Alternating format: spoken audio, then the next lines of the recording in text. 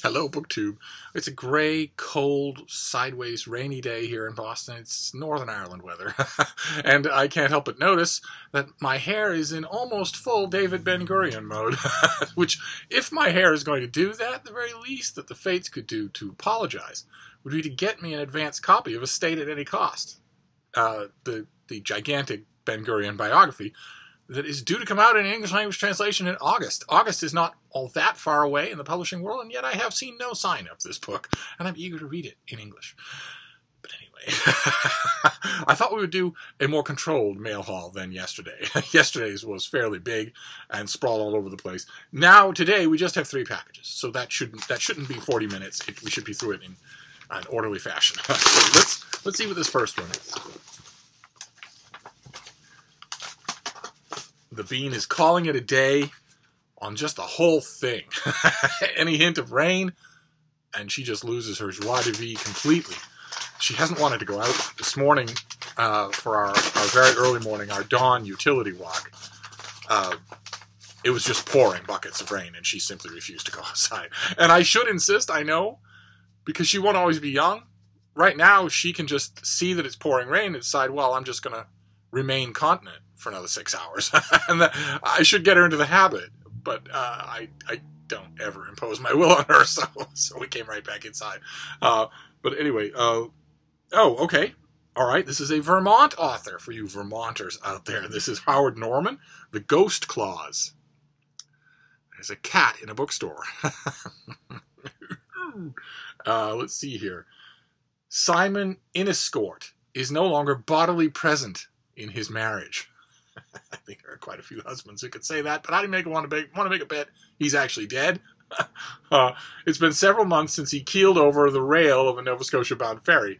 Simon's widow, Lorca Pell, has sold their farmhouse to newlyweds Zachary and Muriel after revealing that the deed contains a, quote, ghost clause, an actual legal clause not unheard of in Vermont, allowing for reimbursement if a recently purchased home turns out to be haunted.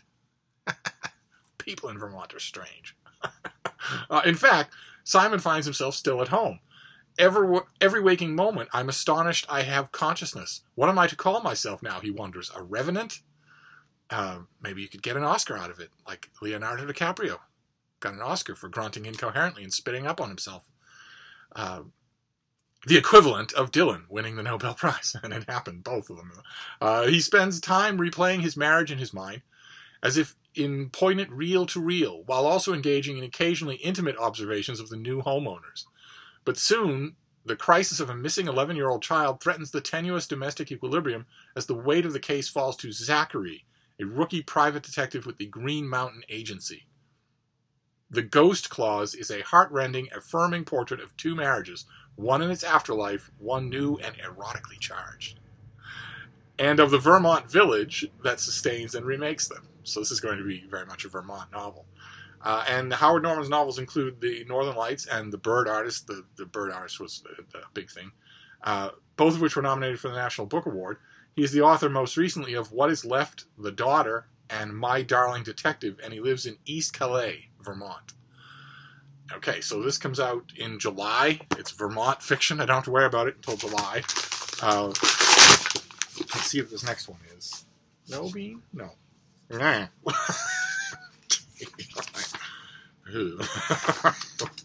this is a finished copy of a thing that comes out soon. Yes, okay, this comes out in late April. This is by Bryce Andrews, and it is Down from the Mountain: The Life and Death of a Grizzly Bear. In finished copy, there is an outline of a grizzly bear on the cover, so you can see the prominent brow ridge. You can see the slightly clubbed ears. You can see the noticed jowls, and if the picture were a little bit further out, you could see the distinctive hump that most adult grizzly bears have. There are all sorts of signs. In other words, there are physical indicators that you can check off a mental list to determine whether or not the bear you are looking at on your heretofore unsullied hike is a black bear that just happens to be brown, some of them are, and there just happens to be really big, some of them are, or a grizzly bear. But if you don't want to worry about all those taxonomic trivia? You can always just wait to see if the bear kills you in a fit of totally unprompted homicidal rage. If that happens, it's a grizzly bear. Let's see here. Some of you might be new, might not remember the sales sheet from last time. The grizzly is one of North America's few remaining large predators. Their range is diminished, and they're spreading across the West again. Descending into valleys where once they were king, bears find the landscape they'd known for eons utterly changed by the new, most dominant animal, humans. As the grizzlies approach, the people of the region are wary at best of their return. And this has a whole bunch more stuff than the advanced copy did. Okay. In searing detail, award-winning writer, Montana rancher, and conservationist Bryce Andrews. It's tough to be all three of those at the same time. Hats off to Bryce Andrews.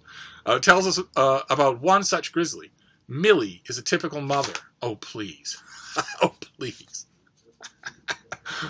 A typical mother would walk her little ones to the bus stop in the morning, and when the yellow school bus pulls up, and the door opens, and the male bus driver says, "Come on in, kiddies, great to see you," she would push her kids aside, run up the stairs, and disembowel him. Typical mothers don't do that. Strong, cunning, fiercely protective of her cubs. But raising those cubs, a challenging task at the best of times, becomes ever harder as the mountains change, the climate warms, and people crowd the valleys. There are obvious dangers like poachers, and subtler ones like the cornfields that draw her out of the foothills and set her towards on the path toward trouble and ruin. That trouble is where Bryce's story interacts with Millie's. Do we have to keep calling her Millie? Do we? She weighs 450 pounds and has 6-inch linoleum knives for fingernails. On its surface, the collision may seem to be between a single bear and a single farm, both seeking to protect their own. But at heart, down from the mountain is a singular drama evoking a much larger one, an entangled, bloody collision between two species in the modern-day West, where shrinking wilds force man and bear into ever closer proximity. Okay, so the author lives on a farm, but he is still an active conservationist. That is, in Montana, that is usually not the case. I've known people in Montana, and ranchers in Montana tend to think that anything that moves on their property that isn't related to them is fair game for them to shoot dead without any hesitation. In fact, there are some ranchers in Montana that don't even say the qualification of not related to them. They just don't like movement at all. I have actually been out walking with one such rancher who we were talking about books. He had a rifle on his arm, and we had dogs, and I was a little uneasy, but I wasn't thinking anything of it because he seemed to me to be a normal person. And during our walk, we flushed a thrush from a bush. It took into the sky. The guy instinctively lowered his gun and killed the thing, shot it out of the sky. It was all pellet when it hit the ground. There was no chance that he could even use the excuse of shooting food. It's a totally benign creature. He killed it just because he had a gun. That's all. And so I don't think the grizzlies are going to last long in this conflict. But the author seems to have some skin in the game both ways. So that I should probably get right to the book. And then we'll do this last one, and then we'll be done. Well under 45 minutes. Let's see what we have here. Oh great! I requested this. This comes out in August. It's part of the glut of. There's a glut of books in 2019.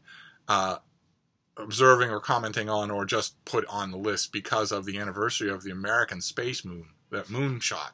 The American space mission is undergoing an important anniversary in 2019.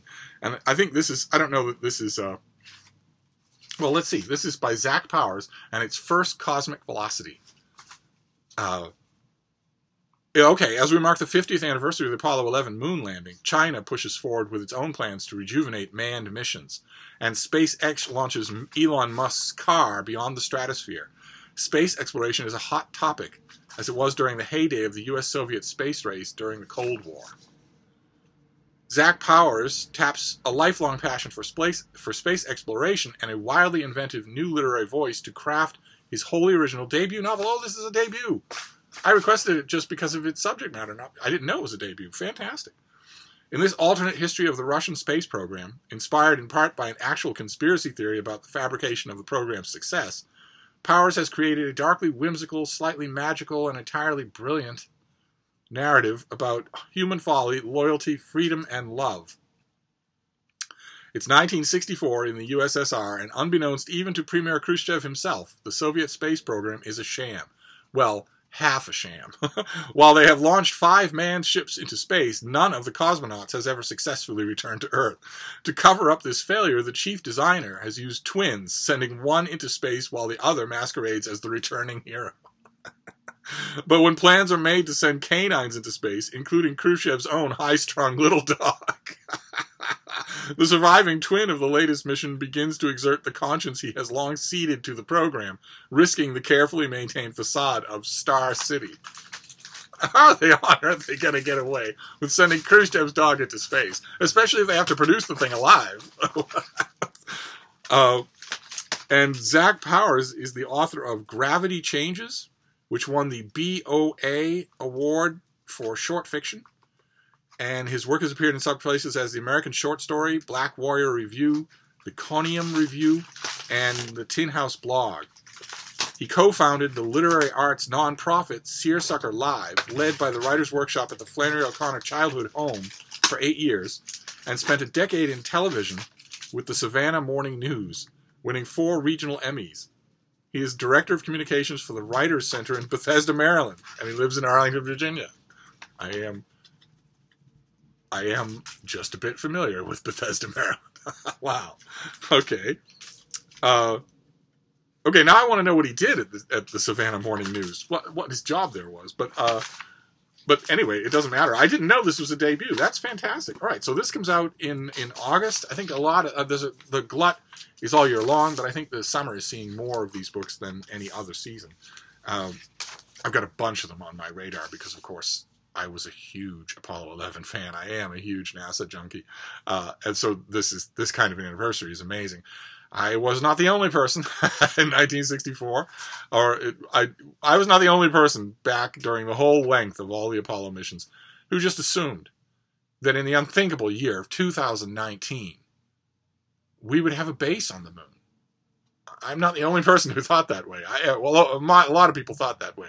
They thought of the space program as thrilling, yes, exploratory, yes, but also a step towards the future. Nobody thought that America would just stop going, that we would just cancel the program. But anyway, so we have a debut novel, fantastic. Zach Powers' debut novel, First Cosmic Velocity, which sounds like a hoot. I wasn't expecting that either. then we have Down from the Mountain by Bryce Andrews, about the heart-touching story of one 450-pound mindless homicidal killing machine and her little cubs. And The Ghost Clause by Howard Norman, a Vermont writer returning to his roots, writing a very much Vermont story. So we'll see how that goes. One of them is right away, and the other 2 are this summer. But I'm not going to wait for this. I'm going to read this right away. So there you go. That was a nice controlled mail haul. I don't know if there'll be any more mail today, but if there is, we'll probably have another one of these. Unless I get a huge pile. Anyway, I will see you soon. We have plenty more to talk about. Thank you, BookTube.